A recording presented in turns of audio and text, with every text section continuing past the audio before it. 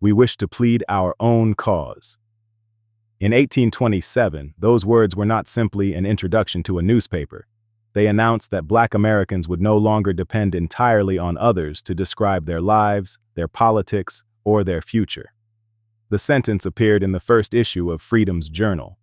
It was concise, but behind it stood a much larger question. Who gets to define a people in public? Why Black Americans needed their own newspaper. The Black Press Archives. Episode 2. The Library of Congress describes Freedom's Journal as the first African-American newspaper in the United States. It was published weekly in New York from 1827 to 1829. The newspaper catalog dates its first issue to March 16, 1827. The founders were responding to a documented problem. According to the Library of Congress, Samuel Cornish and John Brown Russwurm wanted to oppose the misrepresentation of African Americans in white newspapers and literature. That statement has to be handled carefully. It does not prove that every white newspaper said the same thing. It does not describe the entire press with a single label. It identifies the concern that these founders were trying to answer. Black life was being described through institutions they did not control. When a community lacks control over the institutions that publish its image, it can be forced to argue against descriptions written before it ever enters the room. Freedom's Journal created another possibility, a newspaper owned and operated by Black people, speaking to the public in its own voice. Samuel E. Cornish was a Presbyterian minister. The Library of Congress identifies him as one of the men who helped start Freedom's Journal and served as an editor. Cornish later returned to publishing under the title, The Rights of All. John Brown Russwurm was an educator and journalist. He also helped start and edit Freedom's Journal. The Library of Congress records that he later migrated to Liberia. Those are the boundaries of the biography used here. We do not need to invent personal dialogue or fill in unsupported details to understand their public work. Together, Cornish and Russwurm built an institution designed to publish Black concerns under Black editorial control.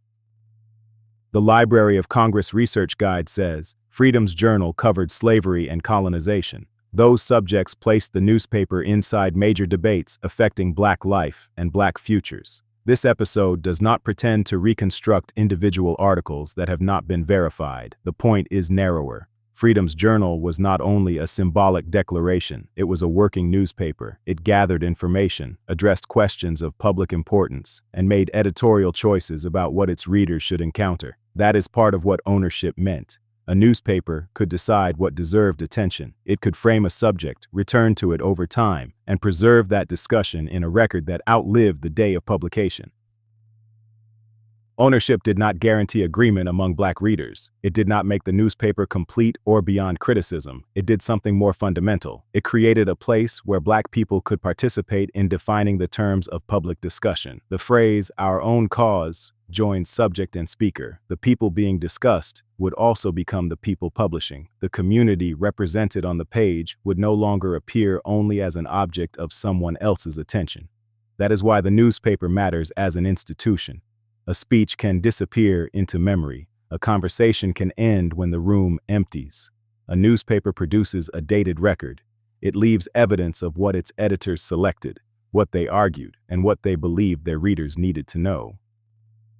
The Library of Congress places Freedom's Journal within a later tradition of Black-owned newspapers. Its research guide says the paper helped lead the way for publications that included Frederick Douglass's North Star and Robert S. Abbott's Chicago Defender. This is a statement about historical tradition, not proof that every later editor followed a direct line from one newspaper.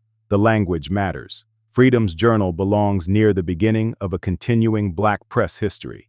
Institutions created so Black communities could report, argue, remember, and address the world for themselves. The question raised by Freedom's Journal has not become less important with time. Who owns the platform? Who chooses the frame? Whose language enters the archive? And whose experience is summarized by somebody else? Narrative ownership does not mean avoiding evidence. It means having the power to gather evidence, interpret it openly, and answer misrepresentation with a record of your own. That is also why primary sources matter.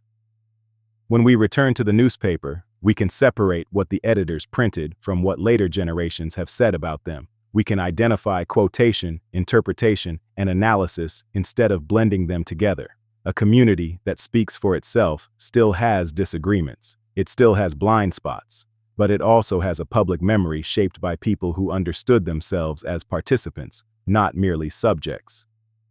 We wish to plead our own cause. Before the Black press became an institution, it began with a simple demand: allow Black people to speak for themselves. Cipherwithmalik.com, where knowledge lives. Peace.